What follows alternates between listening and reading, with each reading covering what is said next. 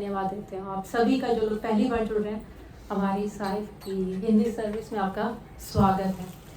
मैं छोटी सी प्रार्थना के साथ वचन में चलूँगी। आइए हम लोग प्रार्थना करते हैं। अनुग्रहकारी सर्वशक्तिमान दयालु पिता परमेश्वर आपके सम्मुख आते हैं। पवित्र आत्मा इस समय आपकी उपस्थिति को मांगते हैं, आपके अभिषेक को मांगते हैं।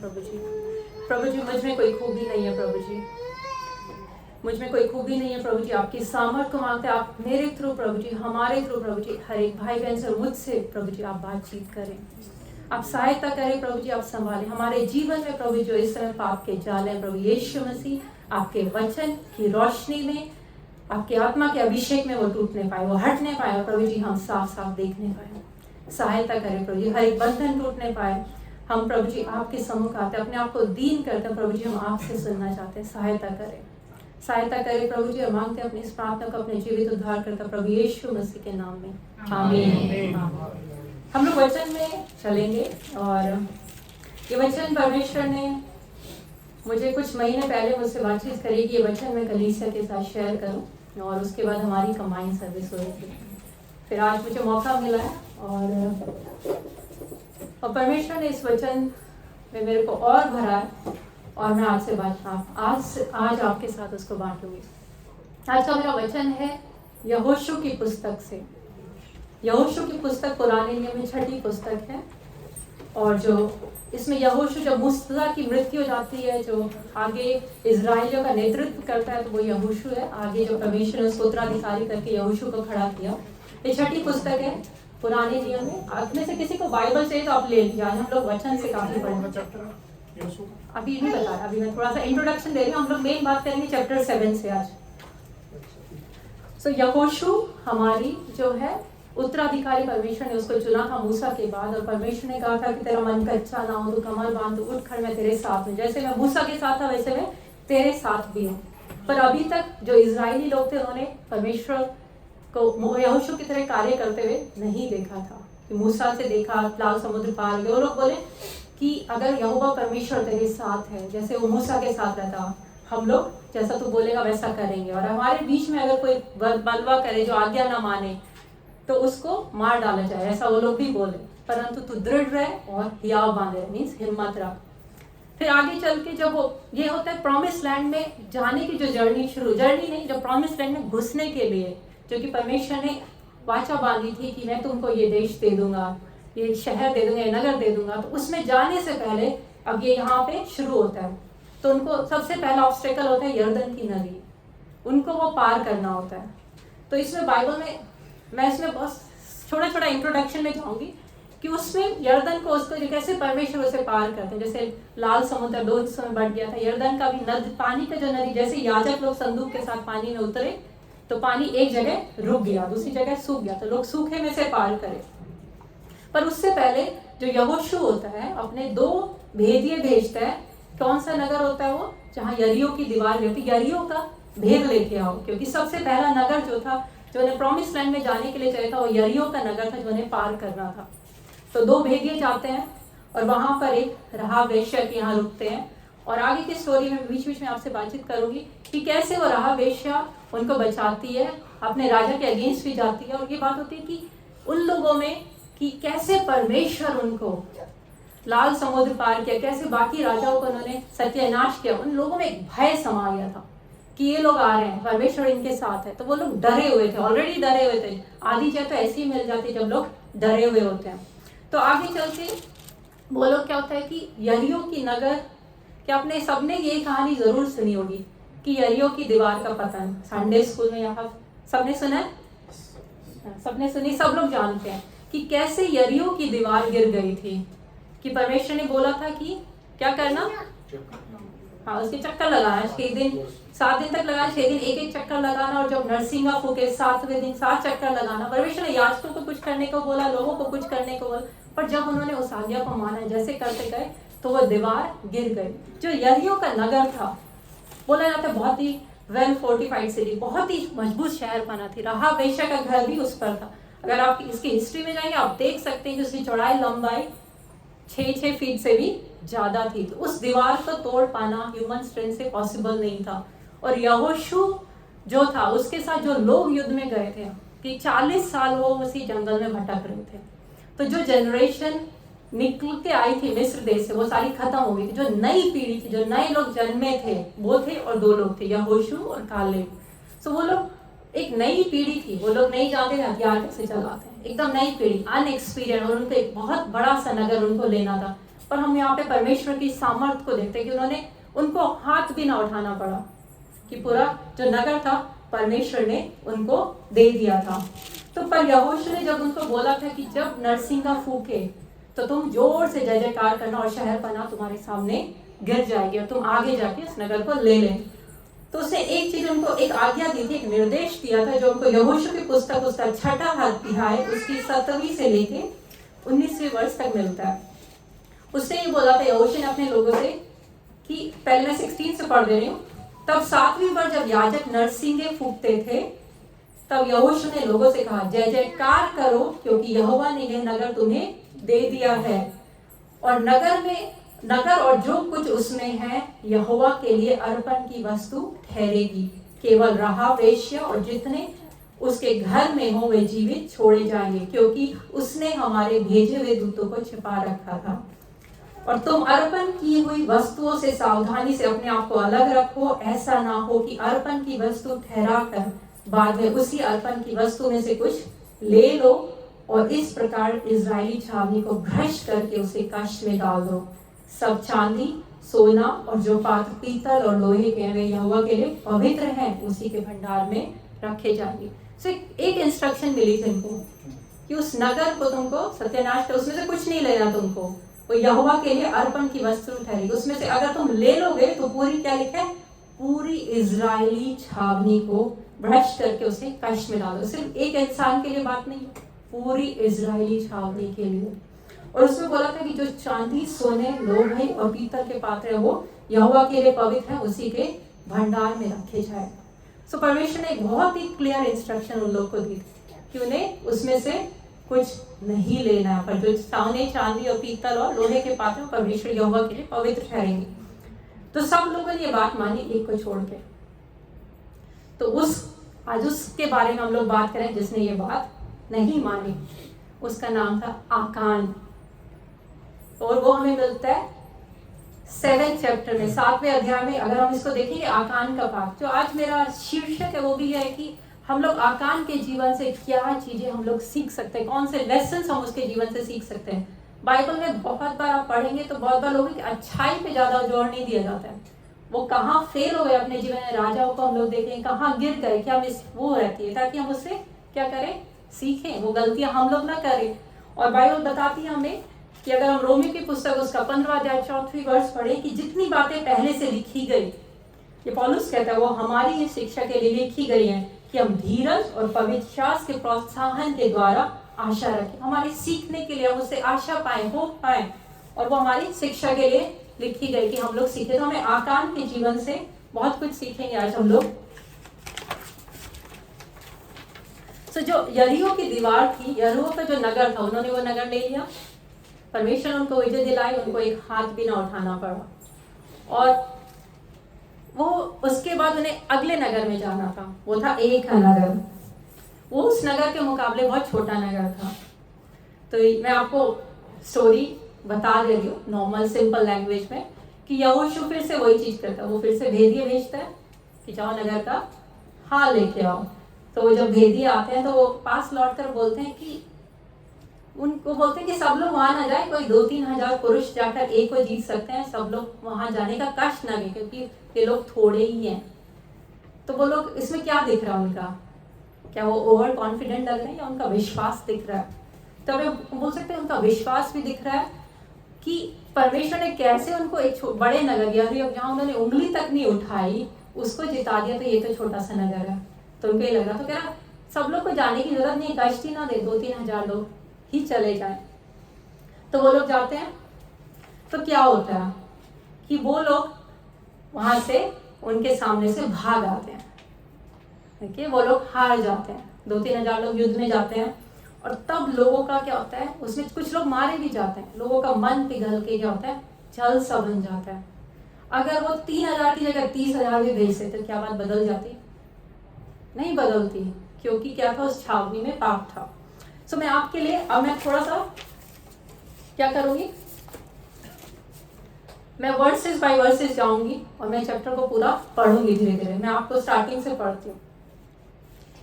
परंतु इजराइलियों ने अर्पण की वस्तु के विषय में विश्वासघात किया, अर्थात यहूदा गोत्र का आकान, जो जरवंशी जब्दी का पोता और कर्मी का पुत्र था, उसने अर्पण की वस्तुओं में से कुछ ले लिया। इस कारण यहोवा का कोप इजराइलियों पे भड़का गया। तो यहाँ पे हम लोग क्या देखते हैं, किसने पाप किया? बाइबल क्या बताती है हमें? इजराइलियों ने पाप किया। पर एक जो था, किसने सामान लिया था, इसमें उसका पूरा डिस्क्रिप्शन मिला। यहूदा के गोत्र से किसका पोता था, किसका पुत्र था, कि आकान ने अर्पण की वस्तुओं में से कुछ ले लिया और यहोवा का कोप इजराइल में भड़का। और जो था भड़का, जो परमेश्वर ने निर्देश दिया था, उनको एक ही इंस्ट्रक्शन दी थी। क्या दी थी? कि तुम अर्पण की वस्तु में से कुछ ले ना लेना, अगर लोगे तो पूरी इजरायली छावनी को कष्ट में डालोगे। पर उन्होंने क्या हुआ, उन्होंने उससे ले लिया और वो पूरी छावनी जो थी कष्ट में। आगे चल के जब वो ए नगर को लेने चाहते, जैसे हम लोग बातचीत करें, 2-3 हजार लोग गए। जब वो भाग कर वापिस आते हैं तो कितने लोग क्या होता है उसमें, मैं आपके लिए मैं पूरा पढ़ दे रही। यहोशू ने यरीहो के ए नगर के पास, जो बेतावेन से लगा हुआ बेतेल के पूर्व की ओर है, कुछ पुरुषों को यह कहकर भेजा, जाकर देश का भेद ले आओ।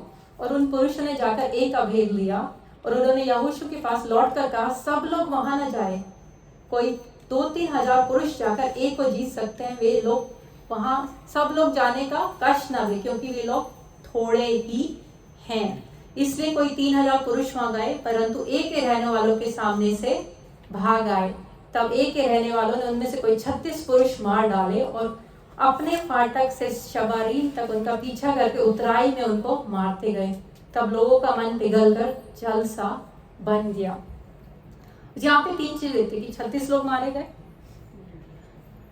गए, और जब कोई मरता है तो सिर्फ मैं बोलते एक इंसान की मृत्यु होती है, पर बहुत सारे रिश्तों की मृत्यु हो जाती है।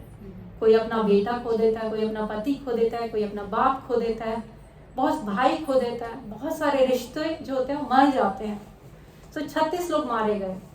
पर पाप किसका था? आकान का था। पर पूरी इजरायली छावनी ने पाप किया।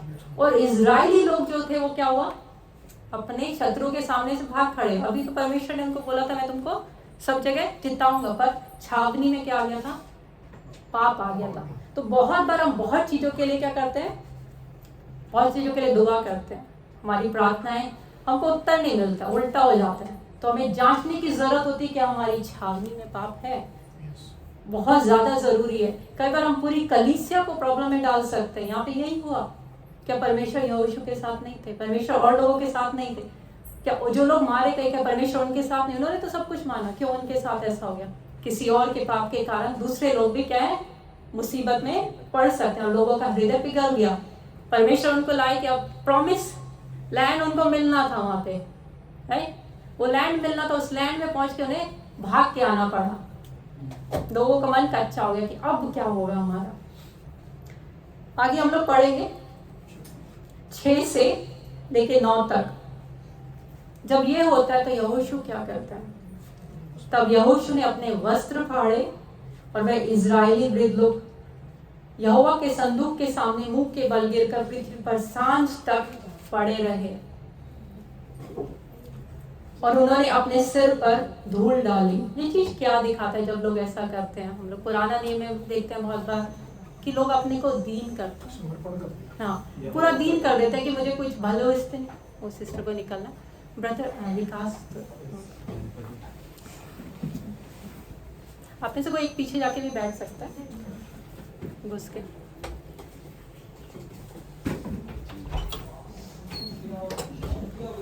आप में से पीछे एक जगह है, वहां बैठ जाइए।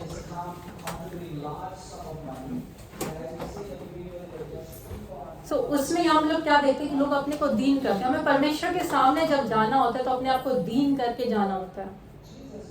जैसे योना की पुस्तक में नीनवे के लोग जब अपने अपने दीन करे तो परमेश्वर ने उन पर दया करी। सो बहुत बार परमेश्वर के सामने अपने आप को दीन नहीं करते हैं, बहुत बार बड़े धर्मी होके जाते हैं हम लोग। तो बाइबल में भी है कि धर्मी और जो कहते हैं ना कि पापी का एक दृष्टांत है कि वो कैसे परमेश्वर के सामने जाता है, कहता मैं पापी हूँ। वो दूसरा कहता है मैं चुंगी लेने वाले के समान नहीं, धर्मी और चुंगी लेने वाला है कि मैं चुंगी लेने वाले के समान नहीं है, तो ये करता है वो करता है उसने। पर वो चुंगी वाला कहता है वो उसने अपनी आंखें भी स्वर्ग की ओर उठा के देखना न चाहा कि मुझ पापी पर दया कर। कई बार हमें परमेश्वर के सामने जब जाना होता है, हमें यही हृदय के एटीट्यूड के साथ जाना होता है। ये नहीं कि हम लोग मैंने ये किया मैंने वो किया, ये परमेश्वर को नहीं चाहिए, ये परमेश्वर को भाता भी नहीं। वो घमंड है। हम लोग को बहुत बार अपना जो हम अच्छा काम करते हैं उससे रिपेंट करने की जरूरत है, उससे प्रायश्चित करने की जरूरत है, क्योंकि वो एक ऑब्स्टेकल बन जाता है हमारे बीच में परमेश्वर की आशीषों को लेने के लिए, क्योंकि वही हमारे मन में बैठा। हमें दीन करके हमेशा हमें अपने आप को खाली, क्योंकि परमेश्वर में कुछ भी नहीं, परमेश्वर के सामने जाने की जरूरत होती है। तो उन्होंने दीन कर, और सबसे अच्छी बात है वो परमेश्वर के सामने गए। उनको और पहले ही चले जाना था जब लोगों को भेजना कि परमेश्वर में इतने लोगों को भेजूं या ना भेजूं, क्या आप चाहते हैं, पर उन्होंने देर कर दी। तो हमें हमेशा कुछ भी निर्णय लेना, कुछ भी डिसीजन लेना, चाहे लोग कुछ भी कहें, हमें परमेश्वर के पास जाने की जरूरत है। तो उन्होंने दीन करा। जब जीवन में हमारे समझ नहीं आता क्यों चीज होती है, हमें दूसरों से पास जाने की जगह पहले परमेश्वर के पास जाने की जरूरत है, अपने आप को दीन करने की जरूरत है। और बताते कि सांझ तक सामने, और वृद्ध लोग भी गए, इजरायली जो एल्डर्स, जब भी कोई हम होता है ना कि किसी ऊंचे ओहदे के लोग इंडिया में ऐसा होता है ना, इवन शादी का कार्ड बच्चे के हाथ नहीं भिजवाते, जब किसी की एक रेस्पेक्ट दिखाता है। तो हम कई बार परमेश्वर के भवन में आते हैं, हम रेस्पेक्ट नहीं दिखाते हैं अपने, या मैं ये हूँ, मेरा ये काम है, मेरा वो काम है। परमेश्वर हृदय को जांचने वाला परमेश्वर है कि हमें एक सही एटीट्यूड के साथ परमेश्वर के सामने जाने की जरूरत है। यहोशू को परमेश्वर ने अभी तक रिवील नहीं किया था क्यों ऐसा हुआ। वो लोग जानना चाहते थे कि परमेश्वर क्यों हुआ, क्यों हमारे साथ ऐसा हुआ, और वो सही जगह पे गया परमेश्वर के सामने और अपने सारे इमोशंस को निकाले था। अभी जब हम पढ़ते, यहोशू ने कहा, हाय प्रभु यहोवा, तू अपनी इस प्रजा को यरदन पार क्यों ले आया? क्या हमें अमोरियों के वश में करके नष्ट करने के लिए ले आया है? भला होता हम संतोष करके यरदन के उस पार रह जाते। हाय प्रभु, मैं क्या कहूँ जब इजराइलियों ने शत्रुओं को पीठ दिखाई है, क्योंकि कनानी वरन इस देश के सब निवासी यह सुनकर हमको घेर लेंगे और हमारा नाम पृथ्वी पर से मिटा डालेंगे। फिर तू अपने बड़े नाम के लिए क्या करेगा? यहाँ पे यहोशू बहुत इमोशनल होकर अपने सारे इमोशंस परमेश्वर के सामने बोल दे रहा है कि क्या करेंगे परमेश्वर बड़े नाम के लिए, तो हमें कि नगर देगा, क्यों ऐसा हुआ। आगे परमेश्वर से बातचीत करते हैं कि अगर हम अब 10 से लेकर 12 तक की वर्ष पढ़ेंगे। यहोवा ने यहोशू से कहा, उठ खड़ा हो जा, तू क्यों इस भांति मुंह के बल पृथ्वी पर पड़ा है? इजराइलियों ने पाप किया। परमेश्वर ने आकान का नाम लिया यहाँ पर नहीं, इजराइलियों ने पाप किया है, और जो वाचा मैंने उनसे अपने साथ बंधाई थी उसको उन्होंने तोड़ दिया है।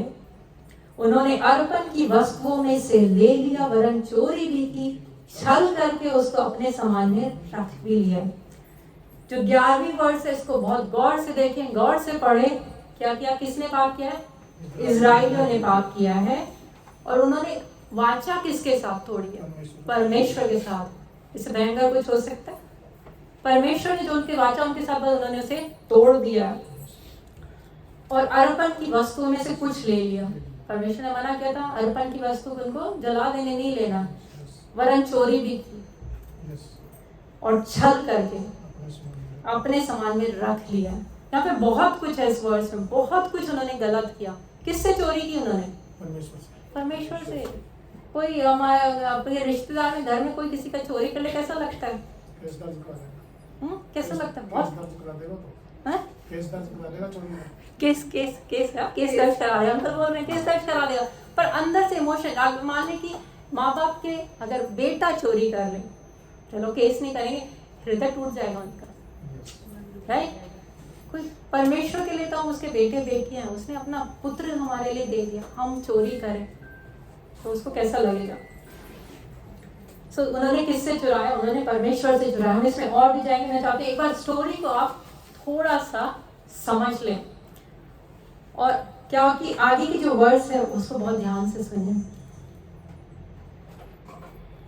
इस कारण इजराइली अपने शत्रु के सामने खड़े नहीं रह सकते। वे अपने शत्रु को पीठ दिखाते हैं, इसलिए आप अर्पण की वस्तु बन गए। तो इजरायली इस कारण हारे, इसलिए क्योंकि वो खुद ही अर्पण की वस्तु बन गए। साफ साफ इंस्ट्रक्शन मिली थी यहाँ पर कि हम लोग ये गेम खेले ना कुछ टाइम पहले चाइनीज विश पर, आपने बहुत लोग थे, आंटी थी मुझे याद, आंटी बोली मैं आगे नहीं बैठूंगी अगली बार कि हम लोग कुछ उनको साइन लैंग्वेज से कुछ दिखाए थे, आगे मैसेज पास करना, पर एक ही को दिखाए थे, चुपके से दिखाए थे, तो मैसेज पास होते थे, एंड तक पहुंचा तो कुछ और ही मैसेज था। पर परमेश्वर जो है चाइनीज विस्पर्स नहीं खेलता हम लोग के साथ, परमेश्वर एकदम क्लियर निर्देश इंस्ट्रक्शन देता है। परमेश्वर ने दी, उनको क्लियर मिली, उनके पास ये नहीं था मैं समझ नहीं आया, जाके पूछो, परमेश्वर ने साफ साफ दी, और वो इसलिए खड़े नहीं रह सके और शत्रु को पीठ दिखाते हैं और खुद ही वो अर्पण की वस्तु बन गए हैं।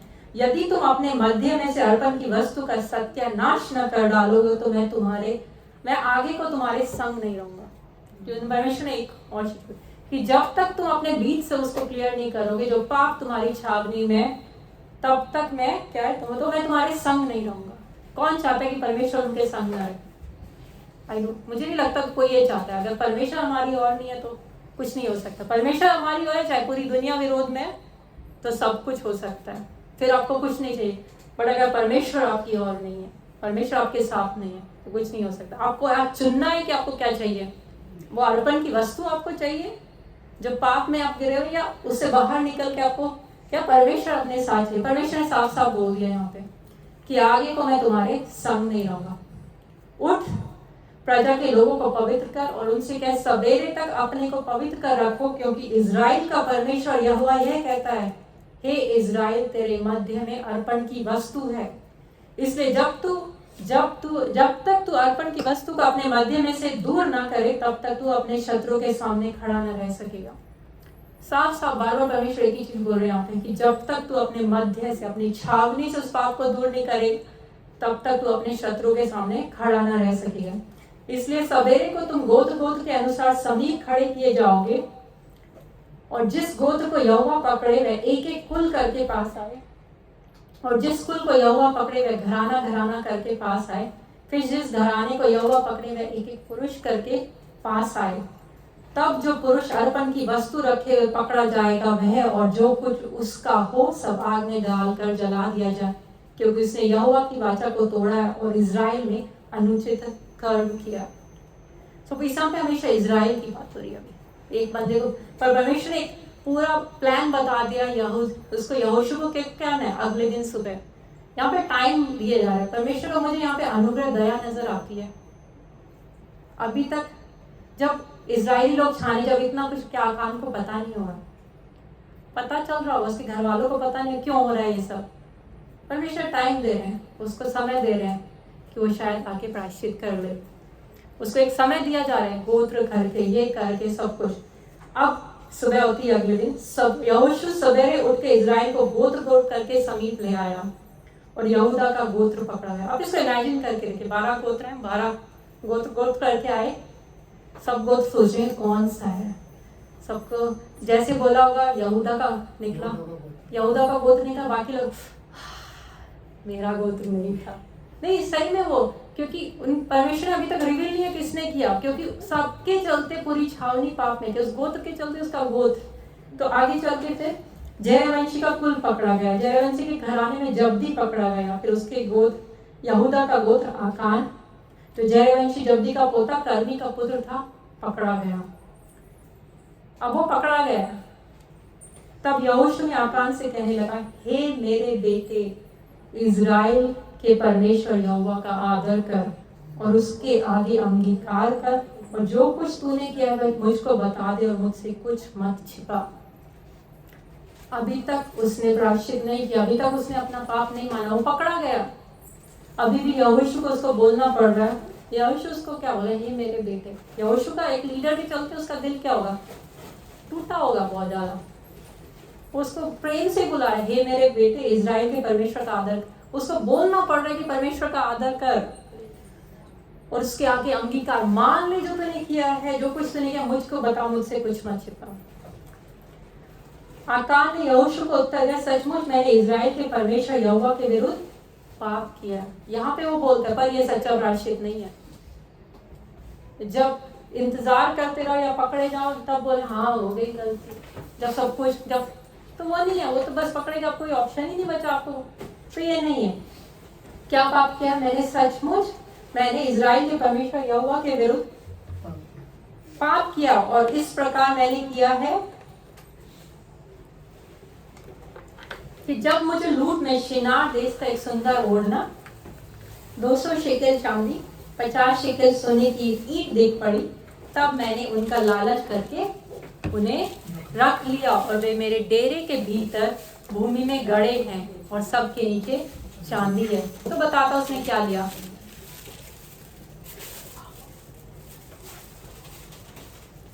तो यहाँ पे उसने क्या किया?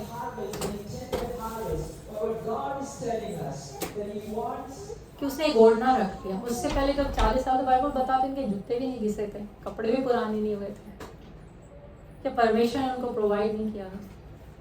अच्छा दिखना चाहता था, अलग दिखना चाहता था लोगों से। बहुत बार ये होता है, मैं तो अच्छा दिखना चाहता हूँ, मैं तो अलग दिखना चाहता हूँ, पाप में पड़ जाते हैं। उसने ये बेबीलोन का क्या था, बेबीलोनियन बोलते हैं उसको, जो शिनार देश का एक सुंदर ओढ़ना, सब तरह के पाप उस जगह पे होते थे। परमेश्वर क्यों चाहते थे उसको अर्पण की वस्तु? वो नहीं चाहते थे लालच आए। आगे की जो नगद उसने लिए वो ले सकते थे, वो फ्रीली उस लूट को ले सकते थे। तो होता है ना कि पहलौठा परमेश्वर कह रहा है, पहला जो क्या बोलते हैं फल जो है, फर्स्ट फ्रूट परमेश्वर के लिए, वो प्रॉमिस लैंड में उनका पहला फ्रूट था जो परमेश्वर ने अपने लिए रखा है। आगे नहीं मांगा था, पर उसमें उन्होंने विश्वास योग्यता नहीं दिखाई। जो परमेश्वर को देना था उन्होंने नहीं दिया, और बोलते लालच करके रख लिया और भूमि के भीतर गड़े हुए हैं। अच्छा, हम लोग को जांचने की जरूरत है हमारे तंबू में क्या गड़ा हुआ है। तो आगे मैं स्टोरी पढ़ूंगी, फिर हम लेसन्स पे जाएंगे। तब यहोशू ने दूत भेजा और वे उस डेरे में दौड़े गए। पाप था, वो जल्दी आराम से नहीं जा रहे, दौड़ के जा रहे, क्योंकि वो चाहते हो पाप जल्दी से जल्दी क्या हो, हमारे डेरे से दूर हो जाए। और क्या देखा कि वे वस्तें उसके डेरे में गड़ी और सबके नीचे चांदी, जैसा उसने कहा वैसी गड़ी है। उनको उन्होंने डेरे में से निकालकर यहोशू और सब इजराइलियों के पास लाकर यहोवा के सामने रख दिया, परमेश्वर के सामने रख दिया। सब कुछ ये निकला। तब सब इजराइलियों समेत यहोशू जेरवंशी आकान को उस चांदी और ओढ़ने और सोने की ईंट को और उसके बेटे बेटियों को और बैलों गधों और भेड़ बकरियों को और उसके डेरे को अर्थात जो कुछ उसका था सबको आकोर नामक तराई में ले गया। तब यहोशू ने उससे कहा, तूने हमें क्यों कष्ट दिए? जो सब कुछ था उसका, क्या था, जो सामान तो लिया उसने वो भी, उसके बेटे बेटियों को, उसके बैलों को, गधों और भेड़ बकरियों को और उसके डेरों को, अर्थात जो कुछ उसका था, जो कुछ सब कुछ उसका, सबको आकार नामक तराई में ले गया। तब यहोशू ने उससे क्या, तूने हमें क्यों कष्ट दिया? आज के दिन यहोवा तुझी को कष्ट देगा। तब सब इजराइलियों ने उस पर पथराव किया और उनको आग में डालकर जलाया और उनके ऊपर पत्थर डाल दिए और उन्होंने उसके ऊपर पत्थरों का बड़ा ढेर लगा दिया जो आज तक बना है। तब यहोवा का भड़का हुआ कोप शांत हो गया, इस कारण उस स्थान का नाम आज तक आकोर तराई पड़ा है। तो यहाँ पे परमेश्वर ने उनको अलाउ किया लोगों को हारना, क्योंकि छावनी में क्या था, पाप था। और परमेश्वर ने ये भी बताया क्या क्या करना उस पाप को उससे बाहर निकालने के लिए। और हम लोग इसमें परमेश्वर की दया को भी देखें कि परमेश्वर एक लंबा सा इन्वेस्टिगेशन करे। पहले परमेश्वर से बोल देते आकान है, निकाल दो उसको बाहर। परमेश्वर आकान के जैसा करे थे। परमेश्वर दयालु पिता परमेश्वर है कि अगर मतलब हम लोग बांधे, परमेश्वर दया करने वाला परमेश्वर है ना। परमेश्वर ने बोला था योना के टाइम पे भी नीनवे नगर को नाश, पर जब उन्होंने दीन किया परमेश्वर ने उनको छोड़ दिया, उनको नाश नहीं किया। बोला था 40 दिन में नीनवे उलट जाएगा, नहीं उलटा, क्योंकि उन्होंने अपने आप को दीन किया था। अगर आकान भी करता तो क्या परमेश्वर उसको माफ नहीं करते? मैं तो मानती परमेश्वर कर देते, पर वो एंड तक ऐसे ही करता रहा। तो हम लोग लेसन्स पे जाएंगे। आप लोग स्टोरी समझ गए, पूरा बैकग्राउंड अच्छे से समझ गए। अब हम कुछ लेसन्स पे, इससे हम लोग क्या सीख सकते हैं। सबसे पहला, जो पाप है वो परमेश्वर से छिप नहीं सकता। कितना का ऐसा लगता है? बहुत लोग को लगता है कि घर में जाके मैं कुछ भी करूं परमेश्वर थोड़ी देखता है, चर्च में शायद परमेश्वर देखता है, या परमेश्वर के लोगों के सामने बहुत बार लोग जाने से डरते हैं, कहते हैं वो पता चला है। परमेश्वर यहाँ पे यहोशू को जब तक परमेश्वर ने रिवील नहीं किया उसको नहीं पता चला। तो जो परमेश्वर ही रिवील करता है वही परमेश्वर के लोग आपको बता सकते हैं कि पाप परमेश्वर से छिप नहीं सकता। परमेश्वर सब जानता है, परमेश्वर सब देखता है, उसको सब पता है कि हमारे विचारों में भी क्या चल रहा है। कुछ भी परमेश्वर से छिपा नहीं है। बाइबल बताते हैं यहोवा की आंखें सब स्थानों में लगी रहती है और वह बुरे भले दोनों को देखती रहती है। आपको लगता है परमेश्वर नहीं देखता, बस ये बोलना चाहते हैं परमेश्वर सब कुछ देखता है। कि बाइबल बताती है हमें सृष्टि की कोई भी वस्तु उससे छिपी नहीं है, वरन जिससे हमें कहा उसकी आंखों के सामने सब वस्तुएं खुली और प्रकट है। सब कुछ खुला है। आकान को लगा परमेश्वर को पता ही चलेगा। उसने भूमि में गाड़ दिया, उसने भूमि में गाड़ दिया, उसने घर में नहीं रखा, उसको लगा भूमि के अंदर जो परमेश्वर को नहीं पता चलेगा। ऐसा हो सकता है कि हम लोग कहीं भी जो है ना कितनी गहराई में कितना छिप के पाप कर ले, गाड़ दें, किससे भी छिपा ले, परमेश्वर को सब कुछ पता है। मैं आपके साथ एक एग्जाम्पल शेयर करूंगी। तो हमें प्रेरितों के काम में मिलता है हनन्याह और सफीरा का, जानते हैं उसके बारे में? प्रेरितों की पुस्तक उसका 5वां अध्याय में उन्होंने क्या होता वो लोगों के सामने क्या अच्छा दिखना चाहते, उन्होंने एक भूमि बेची, एक हिस्सा अपने पास रख लिया और पतरस को जाके बोले कितने की बेची है। और हस्बैंड वाइफ दोनों एक का किए। हस्बैंड वाइफ की यूनिटी होना बहुत अच्छी बात है, पर बुरी चीजों में नहीं, बुरी चीजों में नहीं होनी चाहिए। पर एक गलत करता दूसरा उसको बताए, पर उन्होंने यूनिटी दिखाई। क्या हुआ? एंड में वो मार गए। परमेश्वर का इमीडिएट जजमेंट, एकदम जो तुरंत उनके ऊपर न्याय आया। क्या कि जो सारी कलीसिया से जब उन्होंने देखा परमेश्वर का भय समा गया। आज हम लोग परमेश्वर का न्याय एकदम इमीडिएट नहीं देखते हैं। अगर देखते तो शायद हम लोग में से बहुत लोग होंगे भी नहीं अभी, है। परमेश्वर का न्याय को हम इमीडिएट नहीं देखते हैं, पर परमेश्वर का न्याय उसके समय में जरूर होगा। उन्होंने पवित्र आत्मा की परीक्षा लेने के लिए एका किया। हम लोग को नहीं करना है, कुछ छिपाना नहीं है। हमें अपने आप को दीन करके परमेश्वर के सामने जाना है। तो पहला लेसन समझ गए, परमेश्वर की आंखों से कुछ कोई पाप छिपा नहीं है। दूसरी चीज, हमारे पाप दूसरों को मुसीबत में डाल सकते हैं। हमारे पाप, वहां पे हम लोग देखे क्या हुआ, कितने 36 लोग मारे गए। मैं बोलती जब एक मारा जाता है रिश्ते बहुत सारे मर जाते हैं। तो परिवार टूट गए, बहुत सारी फैमिली अफेक्ट हुई और इजरायली हार गए उसके पाप के कारण। और उसके परिवार, जब एंड में हम लोग क्या देखे, पूरा परिवार जो कुछ उसका था, गैर बैल बदे गाय भैंस नौकर चाकर जो कुछ था सब कुछ नष्ट हो गया। पूरे फैमिली को क्या मिली? सजा मिली। तो बहुत बार बहुत फैमिलीज में क्या होता है, कोई कुछ करता है, हस्बैंड वाइफ के रिलेशनशिप में हम लोग अपने रिलेशनशिप पे बाहर जाके पाप में गिरता है, पूरा फैमिली उससे अफेक्ट होता है। वो परमेश्वर की वाचा को तोड़ते हैं कि जो पाप है वो आप तक नहीं है, पूरे परिवार को अफेक्ट करता है। सो बहुत बार मतलब ये कि आप तक नहीं सीमित नहीं रहता, सबको अफेक्ट करता है। बहुत बार हम देखते हैं बीमारी जो है किसी के पाप के कारण है, पर वो बच्चों में भी जाने लगती है। जब तक हम उसको काटे ना, उससे दूर ना करें, तो पीढ़ी दर पीढ़ी भी बनी रहती है और पूरे परिवार को क्या हुआ? पनिशमेंट मिली, सजा मिली। तो हमारे पाप जो है, दूसरा लेसन क्या है, पाप जो है दूसरों को मुसीबत में डाल सकते हैं। तीसरा लेसन कि पाप के सामने आने से पहले उसका क्या करो? अंगीकार करो। बहुत अच्छा, अंगीकार कर लेना। उसने नहीं किया, वो उसको छिपाता रहा। इतनी जब पहली चीज तो जैसे ही वो हार गया, उसको पता हो जाना चाहिए था कि परमेश्वर ने तो बोला था अर्पण की वस्तु मत रख देना, पर वो सामने नहीं आया। यहोशू लोग गिड़गिड़ आए, शाम तक पढ़े, उसको पता होना चाहिए था, नहीं आया। परमेश्वर ने बात करके सुबह गोत्र करके, घराना करके, कुल करके आना, मैं बताऊं वो नहीं आया कि यहोशू के सामने पहले आ जाता कि हमने मुझसे पाप हो गया। वो आकान पकड़ा गया, तब भी वो खुद से सामने नहीं आया। यो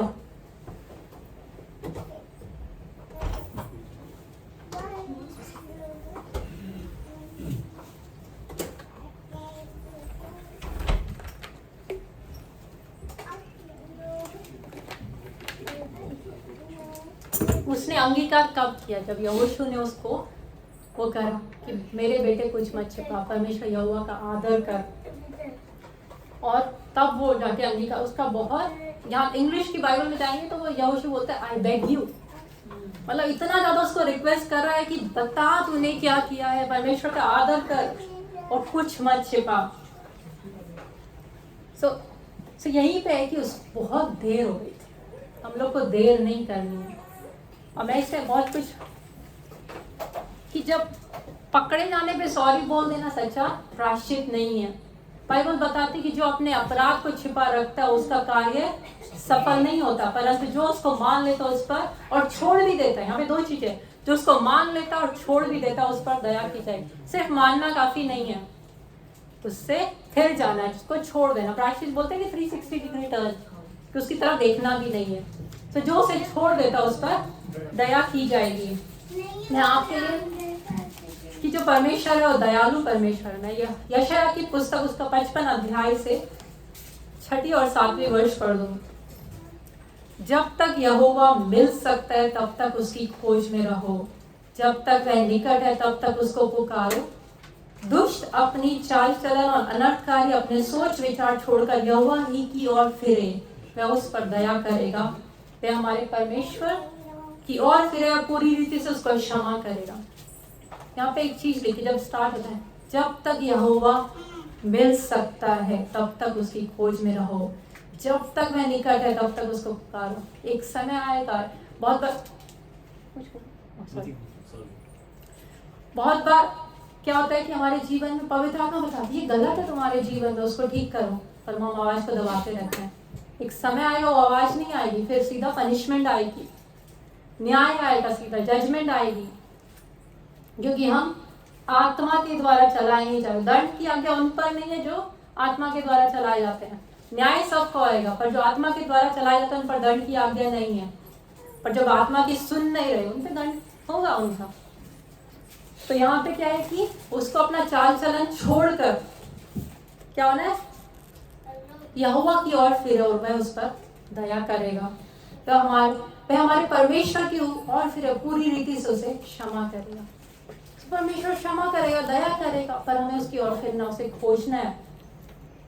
तो मैं पहले भी यही चीज बोली कि अगर अकान अपना पाप मान लेता, यहोशू के बोलने से पहले, जब इतना लंबा परमेश्वर की दया दे, परमेश्वर नहीं चाहते कोई भी नाश हो, नहीं चाहते हम, और उसको समय दे देते। परमेश्वर इतना दयालु, इतना समय तो शायद माँ बाप भी बच्चों को नहीं देते, तो इतना लंबा इन्वेस्टिगेशन किस लिए, इतना कुछ सिर्फ कि वो सामने आ जाए।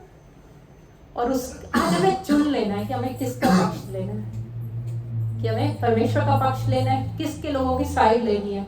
यहाँ पे मैं अब यहीं पे बात करूंगी राहाब के बारे में। मैंने थोड़ी सी बात करी थी स्टार्टिंग में, थोड़ा सा इंट्रो दिया था। अब जाके इस बुक को, इस पूरी बुक को पढ़े। बहुत बार लोग ये किताब नहीं पढ़ते हैं, यहोशू की ये बुक जो है बहुत ही अच्छी पुस्तक है। लोगों से बात करो ना तो बोलते हैं शादी के लिए मुझे यहोशू जैसा लड़का चाहिए, पर यहोशू की किताब नहीं पढ़ी होती है। यहोशू की किताब पढ़िए स्टार्टिंग से, बहुत गहराई है, बहुत कुछ है इसमें। कि राहाब और आकान में दोनों में अंतर देखिएगा। राहाब इजरायली नहीं थी, राहाब परमेश्वर को नहीं जानती थी। 40 साल पहले के बाद ये यहाँ पे पहुंची। 40 साल पहले जंगल में भटके, 40 साल पहले समुद्र, लाल समुद्र 2 भाग हो गया था। वो उस चीज की बात करती है। मैं आपके लिए पढ़ दूंगी 2 अध्याय से, यहोशू की पुस्तक 2 अध्याय से, जो राहाब उनसे कहती है, मुझे तो निश्चय है कि यहोवा ने तुम लोगों को यह देश दिया है। तुम्हारा भय हम लोगों में के मन में समाया, इस देश के सब निवासी तुम्हारे कारण घबरा रहे हैं। ये राहाब बोलती जब उसने उनको छिपा रखा था अपने घर में, क्योंकि हमने सुना है कि यहोवा ने तुम्हारे मिस्र से निकलने के समय तुम्हारे सामने लाल समुद्र का जल सुखा दिया, और तुम लोगों ने सीहोन और ओग नामक यरदन पार रहने वाले अमोरियों के दोनों राजाओं का सत्यानाश कर डाला है। और यह सुनते ही हमारा मन पिघल गया और तुम्हारे कारण किसी के जी में जी ना रहा, क्योंकि तुम्हारा परमेश्वर यहोवा ऊपर के आकाश का और नीचे की पृथ्वी का परमेश्वर है। ये राहाब बोल रही है। राहाब ने देखा लाल समुद्र पार होता हुआ, राहाब ने परमेश्वर का हाथ देखा चीजें होती, उसने सुना पर उसने विश्वास किया। आकान उस छावनी में, वो जंगल में पैदा, उसने सब कुछ सुना होगा उसके अपने माँ बाप से, कैसे परमेश्वर रोज मन्ना देता था उनको, कैसे उनकी सब जरूरतों को पूरा करता था। वो 10 आज्ञा सुन सुन के बड़ा हुआ था, पर उसके अंदर नहीं थे। हम लोग हो सकते हैं मसीह परिवार में जन्मे हैं, हर संडे चर्च भी जाते हैं, हर संडे परमेश्वर का वचन भी सुनते हैं, पर जब तक वो वचन हमें नहीं बदलता, जब तक हम उसे पर विश्वास नहीं करते, वो वचन कुछ नहीं है। राहाब ने सिर्फ सुना था कहानी, या सुना था कि कैसे परमेश्वर उनको ले, वो तो इजराइल को पहली बार देखी होगी, 2 लोगों को, वो तो यर्दन पार पहली बार आए, पर उसने विश्वास किया। उसने बोला कि आकाश का परमेश्वर, तुम्हारा परमेश्वर पृथ्वी का परमेश्वर है। सब लोगों में डर समाया, उस नगर के लोगों ने डर समाया हुआ था, पर उन्होंने मन नहीं फिराया। पर राहाब ने क्या किया, विश्वास किया, और उन्होंने उस समय उसके पास एक चॉइस थी, एक निर्णय लेना था कि मैं किसकी सुनूं, अपने राजा की सुनूं।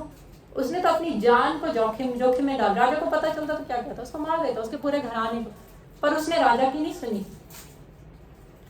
उसने परमेश्वर की साइड, जिस परमेश्वर को वो ठीक से जानती भी नहीं थी, उस परमेश्वर की साइड ली और उसने परमेश्वर का पक्ष लिया। आज बहुत बार हम लोग 2 नाव में सवार करते हैं। मैं बहुत लोगों से बातचीत करती हूँ, 2 नाव में सवार करते हैं, अपनी लाइफ को कमिट नहीं करते परमेश्वर के पीछे चलने के लिए। ये भी चाहिए वो भी चाहिए, ऐसे नहीं होता, ऐसे नहीं होता है। यहाँ पे राहाब ने चुन लिया कि आज उसे किसके पक्ष में जाना है, उसने परमेश्वर की साइड ली। हम लोग आगे देख सकते हैं कि राहाब और उसका घराना बचाया गया, बाकी जितने यरीहो नगर में तो सब नाश हुए, सिर्फ उसके विश्वास के चलते। हम लोग प्रार्थना करते हैं परिवार में एक बच्चा तो पूरा घराना बचाया जाए, उसके विश्वास के चलते सब लोग बचाए गए। आगे चल के जो मत्ती की पुस्तक है, नया नियम में पहली पुस्तक, उसकी वंशावली में 5वीं वर्ष में पहले अध्याय में आपको राहाब का नाम मिलता है। प्रभु यीशु मसीह यहूदा के गोत्र से, आकान यहूदा के गोत्र का था, पर उसने वो प्रिविलेज खो दिया, उसका पूरा परिवार भी नाश हो गया। हो सकता था उसका नाम हो सकता था वहां पे, पर उसकी जय राहाब का नाम, उसने परमेश्वर का पक्ष लिया। बहुत कम ही फीमेल्स के नाम है वंशावली में, राहाब का उसमें से एक नाम है, क्योंकि उसने परमेश्वर का पक्ष, बाइबल बताती है उसके बारे में के लिए वो वेश्या थी, पर जब उसने परमेश्वर का पक्ष लिया, परमेश्वर की साइड ली, तो उसका ही नहीं उसके घराने को भी बचाया गया। बहुत जरूरी है कि इसकी आप साइड लेते हैं। तो यहाँ पे हमको कॉन्ट्रास्ट देखते हैं। आकान तो यहूदा के सबसे बड़े गोत्र था, प्रोमिनेंट लीडर था, उसके पास किसी चीज की कमी नहीं थी। उसमें देखते हैं ना, गाय भैंस बैल गधे सब उसके साथ नाश हुए। वो कोई गरीब नहीं था, उसके पास सब कुछ था, उस दास उसके पास सब कुछ थे। उसने क्या चुना, उसने मेटल को चुना। मैं तो पत्थर बोलती हूँ सोने चांदी को, ये कुछ नहीं है, कौन लेके जाएगा मरने के बाद, कुछ नहीं है। उसने क्या चुना, उसने पत्थरों को चुन लिया। रंग बिरंगे दिखते हैं, कलर करके पेपर पे बच्चे बनाते हैं, कुछ नहीं है। उसने परमेश्वर को नहीं चुना, उसने 2.5 किलो चांदी और आधा किलो सोने और एक सुंदर से ओढ़ने, वो अच्छा दिखना चाहता था, अच्छा दिखना चाहता था, पर वो अच्छा दिखा एंड में नहीं, उसका पूरा घराना नाश हो गया। बहुत बार हम लोग को जांचने की जरूरत है, हम लोग किस चीज को ऊपर रखते हैं, किस चीज को हमारे जीवन, वो कुछ भी हो सकता है हमारे जीवन में, उसको गाड़ के रख देते हैं, हाँ ये बहुत जरूरी है, इसको मुझे छिपा के रखना है। परमेश्वर से कुछ भी छिपा नहीं। राहाब बची, उसका घराना बचा। आकान मरा, उसके साथ उसका घराना भी मारा गया। अब हमारा लेसन है चौथा, कि हमें लालच से सावधान रहना, हर प्रकार के लालच से हमें सावधान रहना है। जो यहाँ पे जो वर्ष है 21वीं वर्ष, उसी 7वें अध्याय में फिर से पढ़ दूंगी।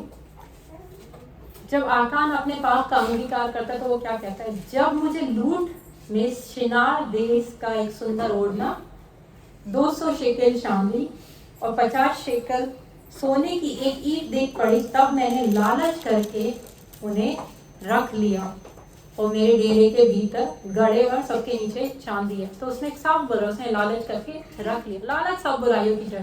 उसने देखा, उसने लालच किया और उसने ले लिया, उसने छिपा दिया। 4 चीजें यहाँ पे हो रही है। तो यहाँ पे हम लोग देख सकते हैं कि जब हवा थी, राइट, उत्पत्ति की पुस्तक और अदन की वाटिका, उसने देखा, पहले उसको अच्छा लगा, उसने डिजायर करे, उसने खा लिया। मैं जब मसीह में नहीं आई थी, मैं संडे स्कूल तो कभी नहीं गई, 26 साल की थी जब मैं, तो मैंने जब एक मीटिंग में मैंने गाना सुना था, गीत सुना था कि खबरदार छोटी आँख क्या देखती, क्योंकि तेरा बाप आसमान में नीचे देखता, प्यार से खबरदार छोटी। तो आँखों जो है ना, बाइबल क्या होता है, शरीर का दिया आँख है। अगर तुम्हारी आंखें निर्मल होगी तो सारा शरीर भी उजियाला होगा। पर आंखों के द्वारा पाप भी एक दरवाजा है जिसके द्वारा पाप भी अंदर घुसता है। उसने देखा और लालच किया दाऊद ने देखा बत्शेबा को, उसको डिजायर किया, पाप में गिरा। हम लोग को बहुत जरूरत, हम अपनी आंखें कहाँ लगाए, अपनी आंखें स्वर्ग के परमेश्वर की ओर, यहाँ से मेरी सहायता आती है, परमेश्वर पे लगानी है हमें। 10वीं आज्ञा क्या है? तो किसी के घर का लालच न करना, ना तो किसी की स्त्री का लालच करना, ना किसी के दास दासी का, ना बैल गधे का, ना किसी की वस्तु का लालच। सब कुछ हो गया आज की नजर, ना किसी की गाड़ी का, ना किसी के बंगले का, ना किसी की बाइक का, किसी की जॉब का, किसी चीज का लालच नहीं करना। यहाँ पे एंड में किसी की किसी वस्तु का लालच नहीं करना। साफ साफ ये आज्ञा वो सुन सुनकर बड़ा हुआ था, यही सुन सुन के वो बड़ा हुआ था। इतनी बार मूसा ये, और हमेशा अगर हम मूसा की वो पढ़ेंगे पूरी व्यवस्था सब में, आज्ञाकारी बनना, विश्वास योग्य बनना, पर वो गिर गया। वो तो नई पीढ़ी जंगल में ही सुन सुन के पैदा हुआ था, और उसने तो परमेश्वर से चुनाया। और हम लोग कि परमेश्वर जैसे कैसा लगता है जब उसने चुराया? क्या हम परमेश्वर से चुराते हैं? बाइबल बताती है हम परमेश्वर से चुरा सकते हैं। मैं आपके लिए पढ़ दूंगी मलाकी की पुस्तक, उसका 3रा अध्याय से, कि क्या मनुष्य परमेश्वर को धोखा दे सकता है? क्या लगता है आप लोग को बाइबल में मलाकी की पुस्तक में, क्या मनुष्य परमेश्वर को धोखा दे सकता है? पर देखो तुम मुझको धोखा देते हो, तो भी पूछते हमने किस बात में तुझे लूटा है? दशमांश और उठाने की भेंटों में। तो यहाँ पे परमेश्वर साफ साफ बोल रहा, हम बहुत बार परमेश्वर को लूटते हैं, परमेश्वर से चोरी करते हैं जब हम अपना टाइट्स एंड ऑफरिंग्स नहीं देते हैं। और यहाँ पर कि तुम पर भारी शाप पड़ा, इसमें बहुत बार लगता है कि कमाता हूं पर मेरी उसमें बरकत नहीं है, क्योंकि यहाँ पे लिखा है उस पर भारी शाप पड़ा है, क्योंकि तुम मुझे लूटते हो और सारी जाति जाति ऐसा करती है। सारे दशमांश भंडार में ले आओ, मेरे भवन में भोजन वस्तु रहे। और यहोवा सेनाओं का यहोवा यह कहता है कि ऐसा करके मुझे परखो। यहाँ पे परमेश्वर बोलते, बाइबल बताए परमेश्वर को मत करो, परमेश्वर कह रहा है मुझे परखो कि मैं आकाश के झरोखे तुम्हारे लिए खोलकर तुम्हारे ऊपर अपरंपार आशीष की वर्षा करता हूँ कि नहीं। परमेश्वर का वचन यहाँ पे कहता हूँ मुझे परखो, तुम देख के देखो मुझे परखो। मैं तुम्हारे लिए नाश करने वालों को ऐसा भुड़कूंगा तुम्हारी भूमि की उपज नष्ट न करेगा, तुम्हारी दाखलताओं के फल कच्चे न गिरेंगे। सेनाओं का यहोवा का ये वचन है, मेरा वचन है, परमेश्वर का वचन है कि मुझे परख के देखो। तो यहाँ पर बहुत चीजें मैंने पहले भी शेयर किया था अपनी टेस्टिमनी की, जब मैं नई नई मसीह में आई थी मेरे पास कुछ नहीं था, 1 रुपया भी नहीं था, जो भी था उधार का था। तो मैं चर्च में जाती थी और मैं कुछ नहीं डालती थी ऑफरिंग में। जैसे ऑफरिंग में आता मेरे मन में हमेशा एक बोझ रहता था कि परमेश्वर मेरे पास कुछ नहीं है। मैं कहती थी मेरी जैसी जॉब लगी मैं अपनी सैलरी ऐसी दे दूँगी, मैं लोगों से उधार लेती हूँ, आपसे उधार ले लेती हूँ मैं ऐसे। पर जब अभिजीत को पता चला तो ये बोले कि ये जो है ना ये सही नहीं है, जितना परमेश्वर ने दिया उसमें तुम्हें विश्वास योग्य रहना है। चाहे मैंने उधार लिया पर मुझे उसमें से भी देना है, मुझे उसमें भी विश्वास योग्य होना, मैंने किया। तो हमें जितना परमेश्वर ने दिया है उसमें विश्वास योग्य रहना है, क्योंकि हम अपनी बुद्धि लगाते हैं बहुत बार कि हाँ ये है इतना बचा लेता है यहाँ से। हम परमेश्वर को परखते ही नहीं है कि परमेश्वर हमें प्रोवाइड करेगा कि नहीं। अपने आप से हैंडल करना तो करो, आप चाहते परमेश्वर आपके लिए करे तो परमेश्वर को आपको देना है, वो लालच नहीं आना चाहिए। हम लोग आगे बढ़ेंगे। और बहुत बार सिर्फ पैसा ही नहीं है, परमेश्वर को उससे चोरी करते हैं, समय है। परमेश्वर ने हर सभी को एक टैलेंट दिया, आप लोग मानते हैं सबके पास अलग अलग टैलेंट। भाई बहुत अच्छा बजाते हैं, भाई बहुत सारे भाई बहुत अच्छा गाते हैं, बहुत लोग प्रार्थना करते हैं, बहुत लोग बहुत अच्छे एक दूसरे को मिनिस्टर करते हैं, बहुत लोगों के पास हीलिंग का गिफ्ट है, फेथ का गिफ्ट है, शेयरिंग का गिफ्ट है, टीचिंग का गिफ्ट है। परमेश्वर ने कल्याण, हम लोग शरीर के अलग अलग हैं, सब एक जैसे नहीं है, सबको परमेश्वर ने अलग अलग गिफ्ट दिया, पर सबको दिए हैं, कम से कम एक गिफ्ट सबको दिए। क्या हम विश्वास योग्य? कब उसको हम लोग परमेश्वर ने किस लिए देखी? परमेश्वर की हम लोग सेवा करें, सबको आत्मिक, हम लोग चाहते हैं ना कि आत्मिक गिफ्ट सबको दें। गिफ्ट जो मिलता है पूरा मिलता है, जो आत्मिक फल है फल में टाइम लगता है आने में, ग्रो करता है टाइम के साथ। फल हम लोग पेशेंस में ग्रो करते हैं, लव में ग्रो करते हैं, एकदम से पूरा पैदा नहीं हो जाता उतना प्रेम के साथ। पर जो आत्मिक वरदान दिया परमेश्वर दिया है, हम विश्वास है कि वो और देगा। कौन चाहता है और आत्मिक वरदान? सब कोई चाहता है, सब लोग आत्मिक रूप से बढ़ना चाहते हैं, पर जो परमेश्वर ने दिया हमें उसमें क्या होना है? विश्वास योग्य। जितना दिया है परमेश्वर और देगा। सो हमें अपने गिफ्ट्स को गाड़ नहीं देना है, जैसे टैलेंट थे उसमें था, उसने गाड़ दिया था, सिक्का गाड़ दिया, मल्टीप्लाई हुआ नहीं, उसको पनिशमेंट आई, जहाँ रोना दांतों का पीसना होगा।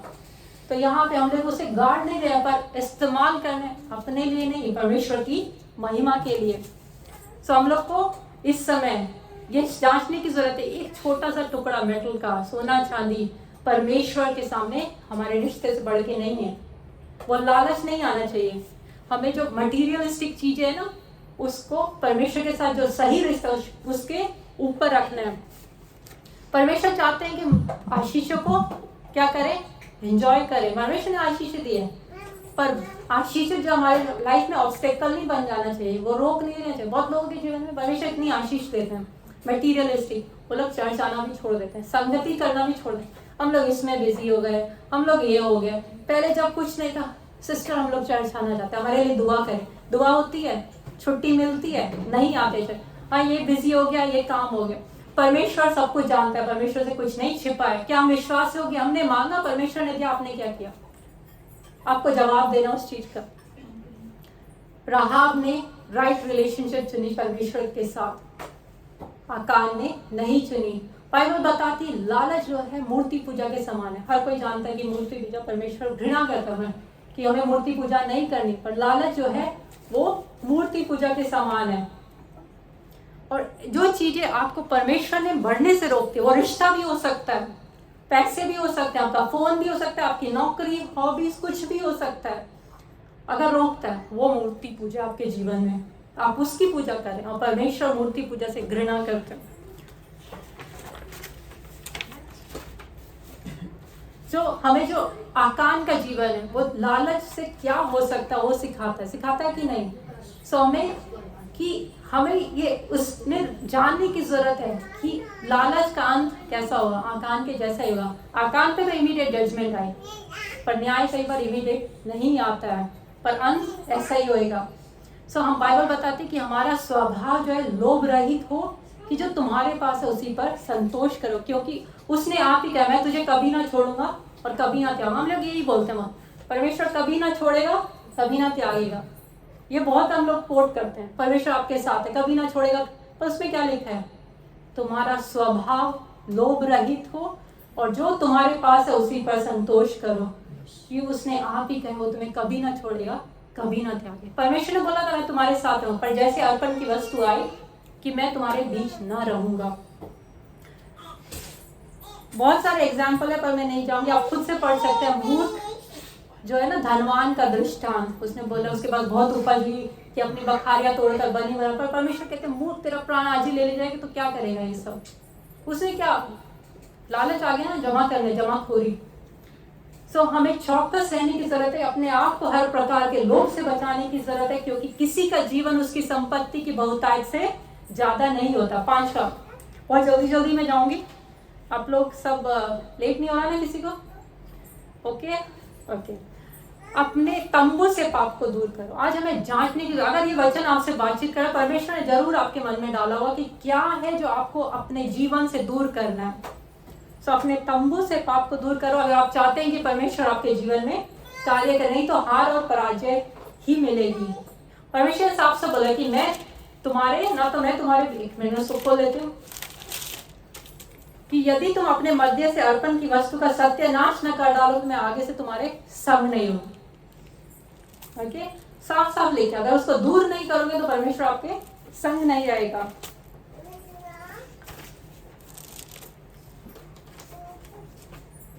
यहीं पे कि तुम्हारी छावनी में क्या है? पाप है, कि जब तक तुम पाप को नहीं निकालोगे मैं तुम्हारे बीच में नहीं रहूंगा। और हम लोग देख सकते हैं जैसे उन्होंने उसको दूर किया आकान को, अगर 8वां अध्याय पढ़ेंगे, उन्होंने ए पर विजय पाई। इस तरह वो 30,000 बेचता है, 3,000 नहीं बेचता है, और पूरा प्लान के साथ बेचता है, कैसे जाते हैं, कैसे करते हैं। और आगे देख सकते हैं उन्होंने हार नहीं खाई है, आगे उनको विजय मिली। जैसे ही पाप दूर हुआ विजय आ गई। बहुत बार आपके जीवन में आपको लगता है जैवन जीवन नहीं जी रहे, क्या है, क्यों पराजय मिलती है? हो सकता है छावनी में पाप है, हमें उस पाप को दूर करने की जरूरत है। और छठा लेसन कि परमेश्वर पाप से घृणा करता है।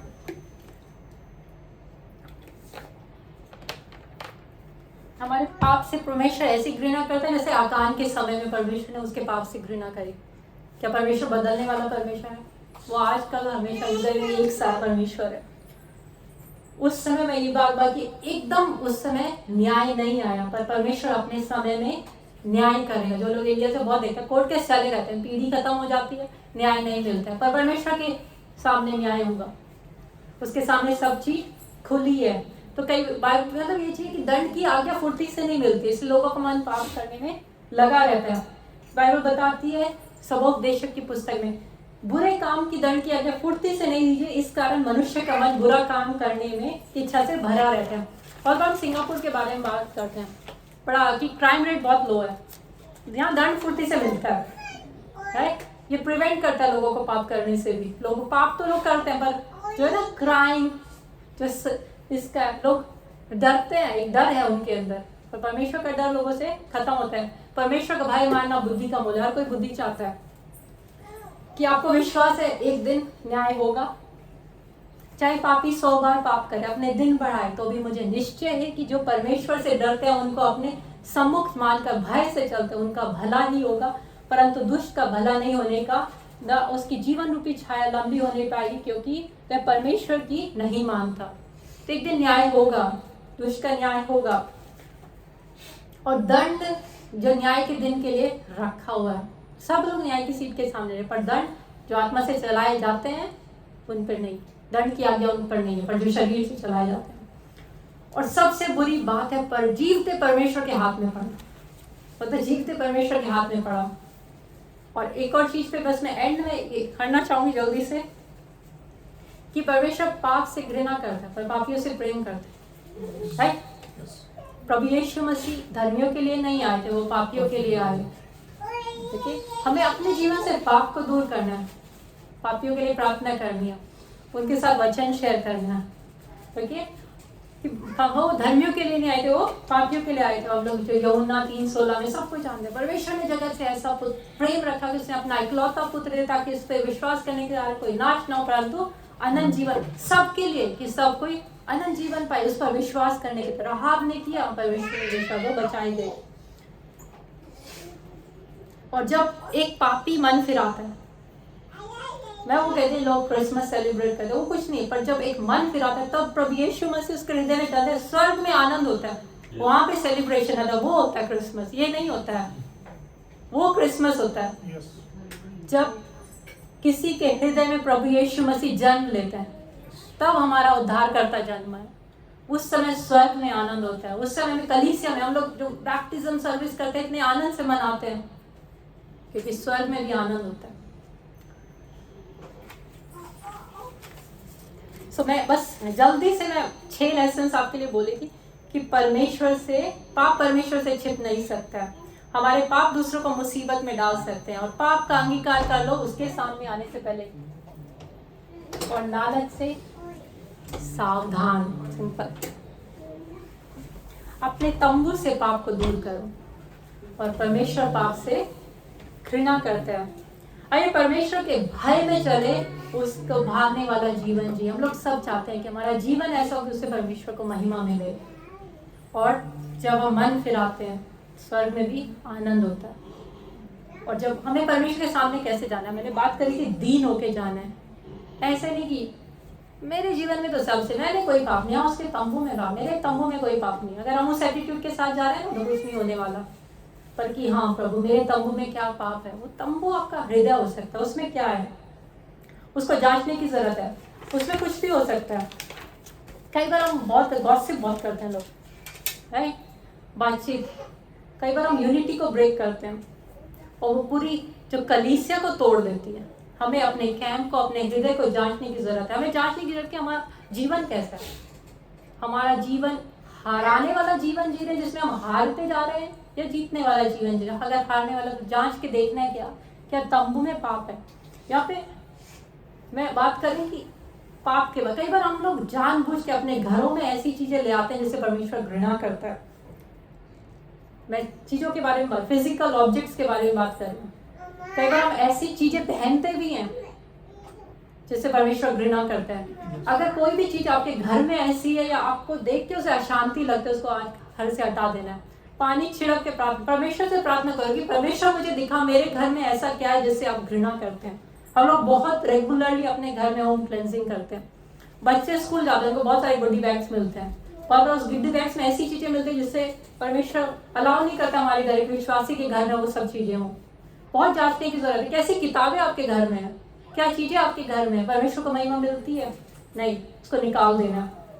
और कब करना है? इससे पहले कि बहुत देरी हो जाए। परमेश्वर दया करने वाला परमेश्वर है, और परमेश्वर आप सबसे प्रेम करता है। वो नहीं चाहता कि कोई भी नाश हो। हम लोग को उस भ्रम में नहीं रहना, हम तो विश्वासी, हम लोग तो नाश नहीं होंगे, हमारे लिए कोई दंड नहीं है। पर अगर हम आत्मा से चलाए जाते हैं तो नहीं है। सो मैं प्रार्थना के साथ एंड करूंगी और हम लोग प्रार्थना करते हैं। Thank you Jesus, thank you holy spirit. अनुग्रहकारी सर्वशक्तिमान दयालु पिता परमेश्वर, आपका धन्यवाद देते हैं। पवित्र आत्मा, इस समय आपका धन्यवाद है, आपने सहायता करी प्रभु जी, आपका धन्यवाद देते हैं। इस समय प्रभु जी आपके सामने आते हैं, हम अपने आप को दीन करते हैं प्रभु जी, हमें कोई भी खूबी नहीं है प्रभु जी।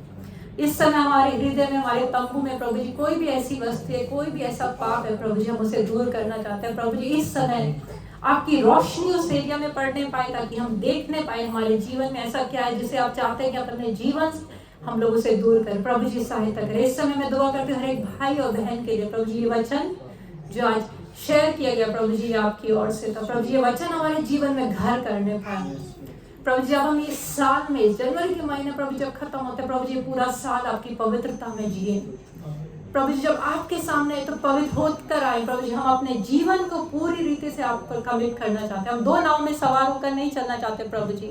प्रभु जी अगर हमने आपको लूटा है प्रभु जी, तो प्रभु जी हम सारी चीजें ठीक करना चाहते हैं अपने जीवन से प्रभु जी। हम आपकी और आपकी महिमा करना चाहते हैं। आपको परमेश्वर ने जो आत्मिक वरदान दिए उनको परमेश्वर के लिए इस्तेमाल करना चाहते हैं प्रभु जी। सिर्फ आपको और आपको महिमा देना चाहते हैं प्रभु जी। हम कुछ नहीं है प्रभु जी, हम जितना आपने दिया उसमें प्रभु जी संतुष्टि से रहना चाहते हैं, हम विश्वास योग्य होना चाहते हैं प्रभु जी। हमारी सहायता करें प्रभु जी, आप हमारे जीवन में पहला स्थान ले। कोई भी ऐसा रिश्ता प्रभु जो हमें प्रभु यीशु मसीह आपसे दूर करता है, मैं प्रार्थना करती हूँ प्रभु यीशु मसीह के नाम से दूर होने पाए।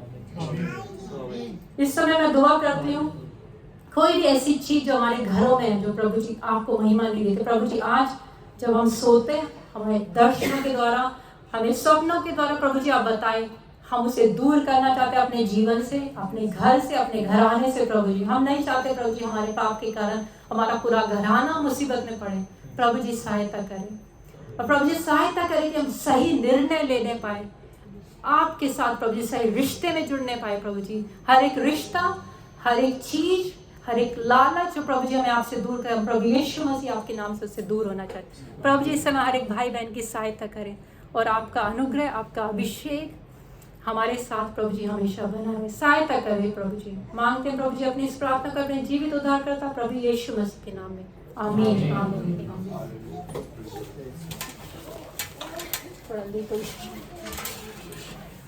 Praise the Lord. पिता परमेश्वर आपका धन्यवाद हो आज के इस वचन के लिए। मैं विश्वास करता हूँ आज के वचन के द्वारा परमेश्वर ने आप सबों से बातचीत की है। और आइए इसमें हम अपने दानों को, अपने हथियों को लेकर आएंगे। हालेलुया।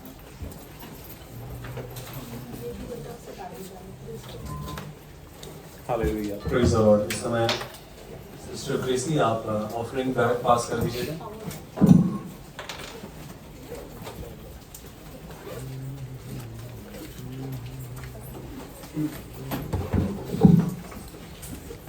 हालेलुया।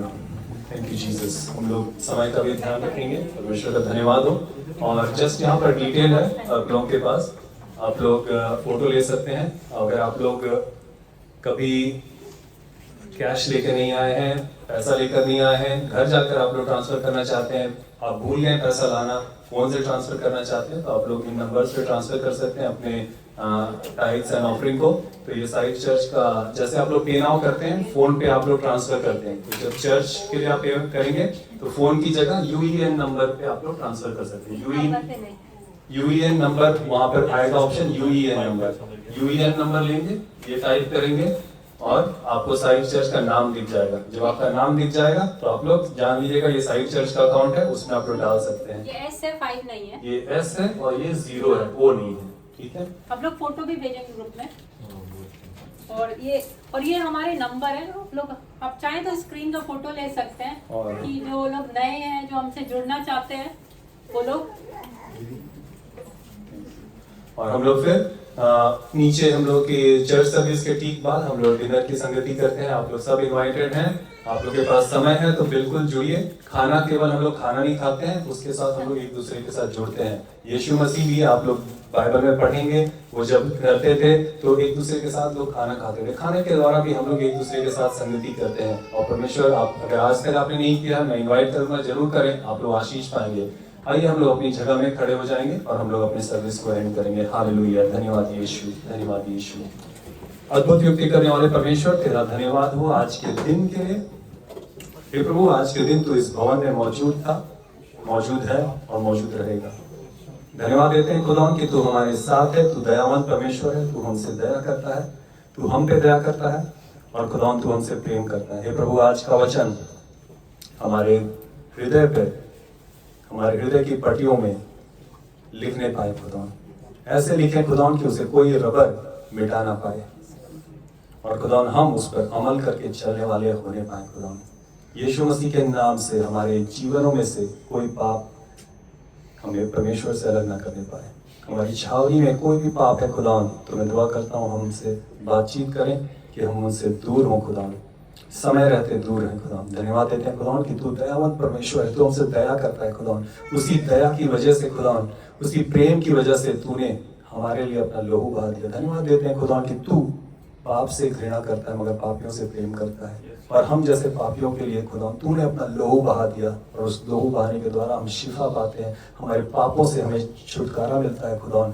हमारे रोग चंगे होते हैं, हम आशीष पाते हैं, बरकतें पाते हैं खुदा। तो आज के दिन मैं दुआ करता हूँ यीशु मसीह के नाम से एक एक भाई, एक एक बहन बहुत ऐसे आशीष पाए, भर के जाए। जो कुछ शैतान का है उसे छोड़ दें, उसमें घट जाएं और यीशु मसीह में बढ़ जाएं। ये प्रभु, आज के दिन हम कहना चाहते हैं कि भला हुआ कि आज के दिन हम तेरे भवन में मौजूद थे खुदा। जब हम जाते हैं खुदा, आपकी आशीष, आपका अनुग्रह का हाथ हम सबों के साथ जाने पाए। पूरे हफ्ते आपकी उपस्थिति हम सबों के साथ बनी रहे। इसमें हम दुआ करते हैं अपने परिवार वालों के लिए भी खुदा की आपकी उपस्थिति उनके साथ भी बनी रहे। हे प्रभु, हम दुआ करते हैं आपका अनुग्रह का हाथ हम पर और उन पर बना रहे। इस समय दुआ करता हूँ एक एक हमारे भाई बहनों के प्रार्थना निवेदनों के लिए खुदा, हम उसे आपके सामने लाते हैं खुदा। हम जानते हैं खुदा हमारे प्रार्थना निवेदन अलग अलग हैं, मगर हमारा प्रार्थनाओं का जवाब देने वाला परमेश्वर एक है और वो सब के ऊपर है, उसमें सब कुछ संभव है। हे प्रभु, धन्यवाद देते हैं आपके प्रेम के लिए, आपके अभिषेक के लिए। यीशु मसीह के नाम से एक एक जन आशीष पाए, भर के जाए। हम घटे, आप बढ़ें। यीशु मसीह के नाम से मांगते हैं, सब लोग बोलेंगे आमीन, हालेलुया। परमेश्वर आप सबों को आशीष दे। God bless you. हम लोग सब डिनर में संगति करेंगे।